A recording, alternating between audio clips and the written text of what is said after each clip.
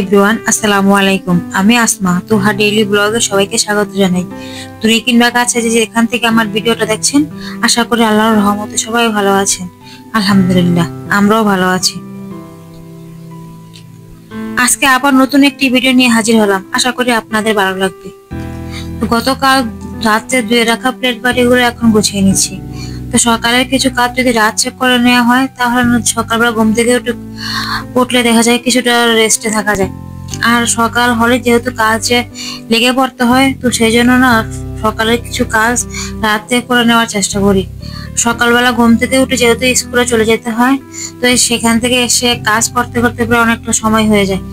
তাই সেই জন্য চেষ্টা করি কি রাত্রে কিছু কাজ কমিয়ে রাখার জন্য। তো বাড়ি থেকে আসার পর পর্দা আর চাদরগুলো ধুয়ে দিয়েছিলাম, তবে এখনো সেরকম ভাবে কোনো কাপড় চোপড় ধোয়া হয়নি। তো আজকে আবিরের বাবার সমস্ত কাপড় চোপড় গুলো ধুয়ে দিয়েছি। তো এখানে প্রায় অনেকগুলো কাপড় চোপড় হয়ে গিয়েছিল, যেহেতু বাড়ি থেকে আসার সেই কাপড় চোপড়, তারপরে আবার বাড়িতে গিয়েছিলাম সেই কাপড় চোপড়, ঈদের আগের কাপড় চোপড়, তো এই সব মিলিয়ে না অনেকগুলো কাপড়ে জমা হয়ে গিয়েছিল। তো আজকে যেহেতু স্কুল বন্ধ ছিল, তো সেই জন্য ভাবলাম কি কিছু কাপড় ধুয়ে নিই। তো আজকে সকালবেলা ঘুম থেকে উঠেই অন্যান্য কাজ না করে আগে সবগুলো কাপড় ধুয়ে দিলাম। এখানে শুধু ওদের তিনজনের কাপড় চোপড়, এখনো আমার কাপড় চোপড় দেওয়া হয়নি। তো এই সমস্ত কাপড় চোপড় ধুয়ে দেখলাম অনেকগুলো সময় শেষ হয়ে গেছে। তো সেই জন্য না আর আমার কাপড় চোপড় গুলো ধুই, শুধু ওদের কাপড় চোপড় ধুয়ে আজকে ছাদে শুকাতে নিয়ে আসলাম। তো এই তো আমার সমস্ত কাপড় চোপড় শুকাতে দিয়ে এখন আমি ছাদটা একটু ঘুরে দেখাচ্ছিলাম। তো আমাদের ছাদে আবার খুব সুন্দর গাছপালা আছে, তার সাথে আবার না কিছু মোরগ, তারপর কবুতর না সরি ময়না পাখি আছে। তো যখন কেউ ছাদে উঠে না, ছাদে উঠার আওয়াজ পাইলে এগুলি ডাকা শুরু করে, সবাইকে ডাকতে থাকে ময়না ময়না। তো খুব ভালো লাগে। তো এই সেটা আমি অনেকক্ষণ এদের সাথে এসে কথা বলি, আর ময়না পাখিগুলো খুব সুন্দর কথা বলতে পারে।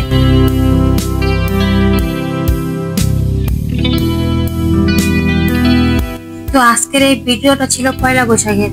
তো পয়লা বৈশাখের দিন না বিয়ের পর বা আগেও কখনো এইসব পালন করা হয়নি। তো আজকে আমার ভাই আর ভাইয়ের বউ বললো কি ওরা ভাত রান্না করে নিয়ে আসবে, তার সাথে ইলিশ মাছ ভাজা আর আলু ভর্তা করে নিয়ে আসবে। তো আমি ভাবলাম আজকে যেহেতু আমি কিছু কাপড় দেবো, তাহলে সকালে নাস্তাটা ওরাই বানিয়ে নিয়ে আসুক, তাহলে আর কোনো সমস্যা হবে না।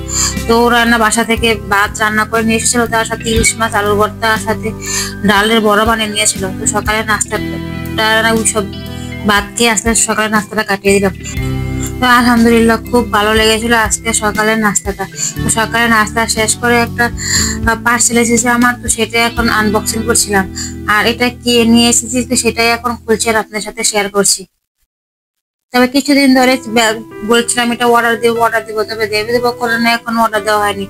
তো ভাবলাম 2-1 দিন আগে এটা অর্ডার দিয়ে দিলাম, কারণ খুব প্রয়োজনীয় ছিল এটা। তো সেই জন্য আর লেট না করে বাড়ি থেকে এসে এটা অর্ডার দিয়েছিলাম। আর আজকে হাতে এসে পৌঁছানোর পরপরই ওপেনিং করলাম আর আপনাদের সাথে শেয়ার করলাম। কোনো পার্সেল আসলে না উপেন খোলা না করা পর্যন্ত না ভালো লাগে না, কখন খুলবো তো সেটারই অপেক্ষা করি।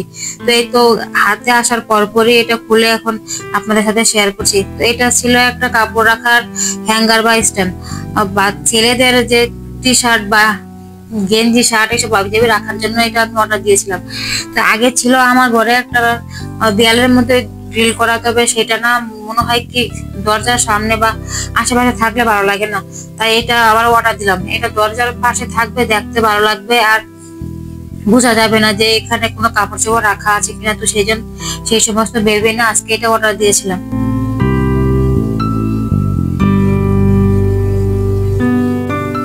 তো এই তো এটা দরজার মধ্যে আটকে দিলাম। তো এখন কিছু গেঞ্জি রেখে আপনাদের সাথে শেয়ার করছি।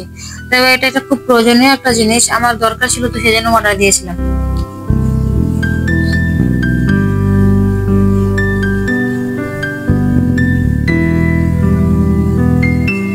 এখন পর্যন্ত যারা আমার সাথে আছেন তাদেরকে অসংখ্য ধন্যবাদ। একটি লাইক দিয়ে ভিডিওটা কন্টিনিউ করার অনুরোধ রইল। আপনি যদি লাইফস্টাইল ব্লগ দেখতে পছন্দ করেন, চাইলে আমার চ্যানেলটিকে সাবস্ক্রাইব করে রাখতে পারেন। পাশে থাকা বেল আইকনটি প্রেস করে দিবেন। আমি ভিডিও ছাড়া মাত্রই আপনার কাছে নোটিফিকেশন পৌঁছে যাবে, আপনি সময় সুযোগ করে দেখে নিতে পারবেন। আর যারা অলরেডি আমার চ্যানেলকে সাবস্ক্রাইব করেছেন তাদেরকে অসংখ্য ধন্যবাদ। তো পার্সেল ওপেনিং করে তারপরে এটাকে রেখে এখন চলে আসলাম রান্না করার জন্য। তো আজকে গরুর মাংস রান্না করবো, তো সেই জন্য না আগে থেকে গরুর মাংসটা চুলায় বসিয়ে দিয়েছিলাম। তো এটা হতে হতে আমি অন্যান্য কাজ শেষ করে নিয়েছি, তার পাশে আবার ভাত রান্না করে নিয়েছি। তো মাংসটা খুব ভালো করে কষানো হয়ে গেছে, এখন কিছু আলু দিয়ে নাড়াচাড়া করে একটু ঝোল দিয়ে দিয়েছিলাম। তবে মাংস রান্না না প্রতিদিন দেখাতে ভালো লাগে না, তো সেই জন্য আজকে মাংস রান্নাটা কোনো ডিটেলসে দেখাইনি, শুধু হালকা পাতলা একটু দেখিয়ে দিলাম। তো এটা ছিল বিকেলবেলা।